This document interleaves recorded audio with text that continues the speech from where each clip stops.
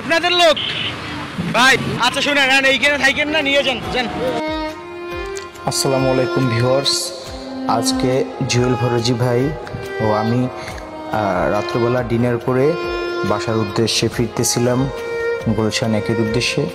তখন আমরা যখন রাস্তা থেকে হাঁটতেছিলাম, এর ভিতরে একটি মেয়ের কান্নার আওয়াজ পেয়ে আমাদের জুয়েল ফরজি ভাই ছুটে গেল।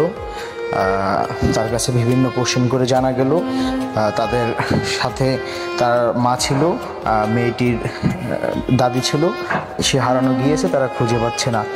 তখন টাইম ছিল 12:30 মতো। তো আমাদের জুয়েল ভাই অনেক চেষ্টার পরে তাকে খুঁজে পেয়েছে। তো আপনারা অনেকেই ভিডিওর ভিতরে দেখেছেন, আমরা যখন খুঁজে তার হাতে তার মাকে পৌঁছে দিছি, তখন তার আর্তনাদ সে দূর থেকে দেখে ছুটে আসলো তার মাকে। আমরা বিগত আধা ঘন্টার চেষ্টায় তাকে খুঁজে পেয়েছি।